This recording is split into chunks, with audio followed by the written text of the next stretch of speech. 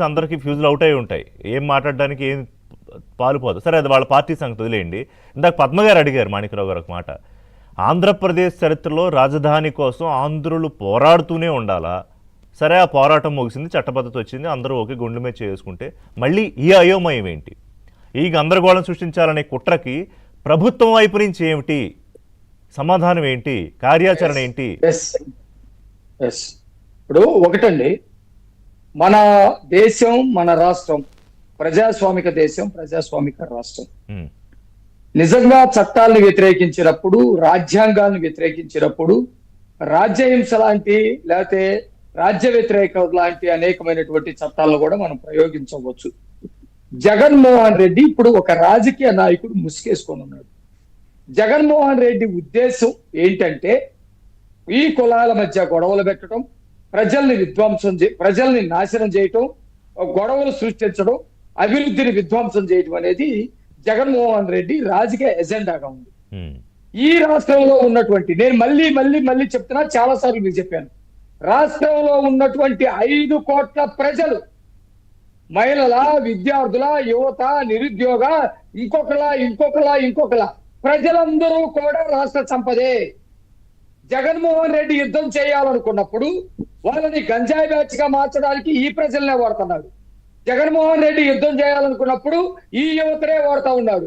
జగన్మోహన్ రెడ్డి నాశనం చేయాలనుకున్నప్పుడు ఈ ప్రజల్లో ఉన్నటువంటి రాజకీయ నాయకులనే వాడుతూ ఉన్నాడు. జగన్మోహన్ రెడ్డి యొక్క ఎత్తుగడల్ని మీరు మారీచుడని చెప్పేసి పెట్టారు. ఎస్, అతని యొక్క రాక్షస తత్వాన్ని, రాక్షస స్వభావాన్ని, అతను బంగారు లేడీ లాగా వేసుకుని మార్చుకున్నటువంటి అతని వేషాల్ని మొత్తానికి ప్రజలకి తెలియజెప్పి ప్రజల్ని రక్షించుకునేటువంటి బాధ్యత మా మీద ఉంది. నేను చాలా సార్లు చెప్పా, మీడియా కూడా చెప్పా, ఈ ప్రజలందరూ ఏ పార్టీలో ఉండండి, మన ఆంధ్రప్రదేశ్ ప్రజలు, మన ఆంధ్రప్రదేశ్ సంపద. జగన్మోహన్ రెడ్డి అంట తల్లి గాని, చెల్లి గాని, బంధువులు గాని ఎవరూ లేరు.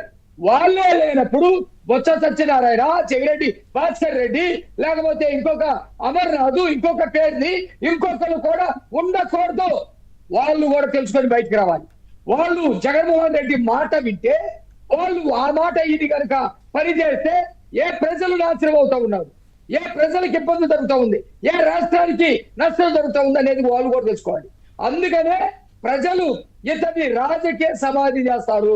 151 సీట్లు ఆశ్చర్యపోయేటువంటి మెజారిటీ ప్రజలు ఇచ్చారు. ఆ రోజు నీ మాటలు నమ్మో, లేకపోతే మీ బాబు మాటలు నమ్మో, లేకపోతే ఆ గతంలో చేసినటువంటి పని ఏదో ఒక కారణం చేత 151 సీట్లు ఇచ్చారు.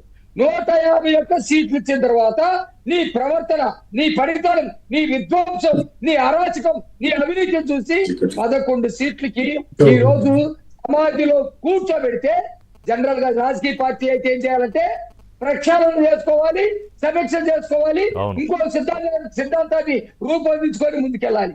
కానీ ఇతను మారీచుడు, లేకపోతే వాడు అరుంధతి సినిమాలో ఉండేటువంటి వాడు ఇలాంటి వాడు. కాబట్టి రాజకీయంగా సమాధి ఈ రాష్ట్ర ప్రజలు చేయాల్సిందే.